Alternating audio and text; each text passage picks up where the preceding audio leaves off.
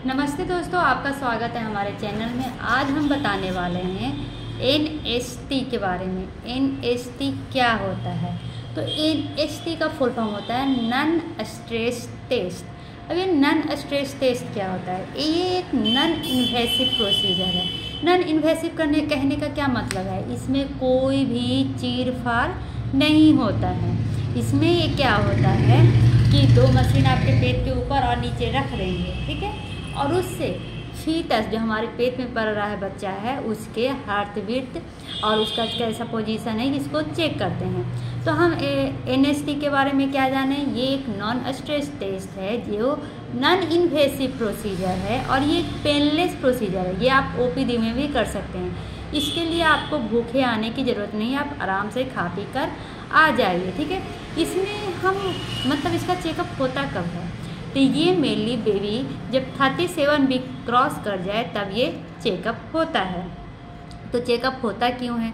तो जो हमारा बेबी अंदर है उसका हार्ट रेट सही है कि नहीं, उसका पोजीशन सही है कि नहीं, ये सब देखने के लिए किया जाता है, ठीक है। तो क्या उसके पहले भी कर सकते हैं? पहले नहीं, 30 वीक से 40 वीक के बीच में ये किया जाता है और ये मेनली हाई रिस्क पेशेंट भी किया जाता है। हाई रिस्क पेशेंट कहने का क्या मतलब है?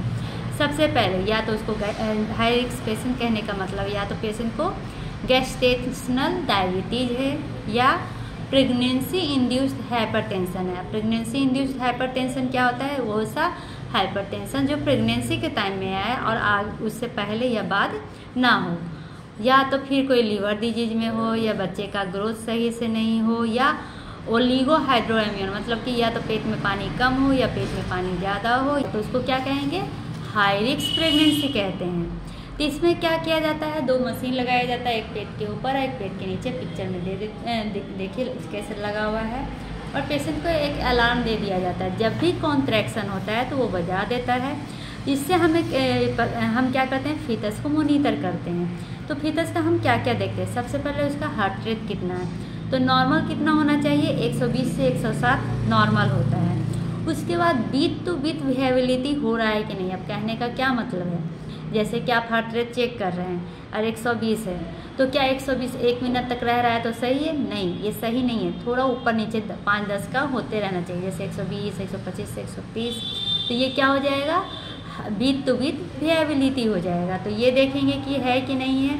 अगर ये बढ़ रहा है तो इसको क्या कहेंगे? एक्सेलरेशन कहेंगे। अब ये जो एनएसटी होता है ये भी दो तरह का होता है, रिएक्टिव एनएसटी और नॉन रिएक्टिव एनएसटी। तो मैम रिएक्टिव अच्छा होता है या नॉन रिएक्टिव होता है? अच्छा होता है। तो रिएक्टिव एनएसटी अच्छा होता है। रिएक्टिव एनएसटी को हम नॉर्मल एनएसटी भी कह सकते हैं। इसमें क्या होता है? बेसलाइन सही होता है, मतलब कि जो हार्ट बीट है 120 से 160 के बीच में रहता है और बीट टू बीट वेरिएबिलिटी देखने को मिलता है, जिसको हम एक्सेलरेशन कहते हैं। नॉन रिएक्टिव कहने का क्या मतलब होता है? इसमें जो हार्ट रेट रहेगा ना वो फिक्स रहेगा और ये बढ़ने के बजाय घटेगा, इतना घटेगा कि वो डिसेलरेशन में चल जाएगा।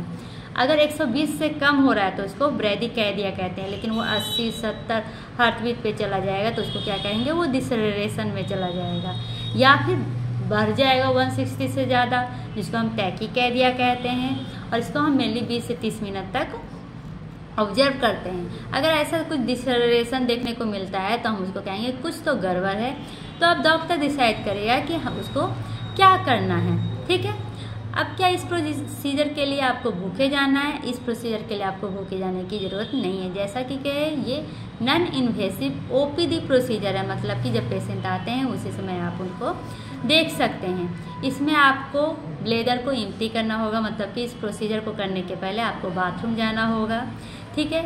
एनएसटी को जो मॉनिटर करते हैं तो एक ऊपर में लगता है मशीन और एक नीचे में लगता है। अभी मैं पिक्चर में आपको दिखा दूंगी, ठीक है। और नीचे वाला कॉन्ट्रैक्शन और लेबर पेन हम इसमें चेक करते हैं। आशा है कि आपको एनएसटी के बारे में समझ में आ गया होगा। अगर समझ में आ गया तो लाइक और सब्सक्राइब जरूर करें। धन्यवाद।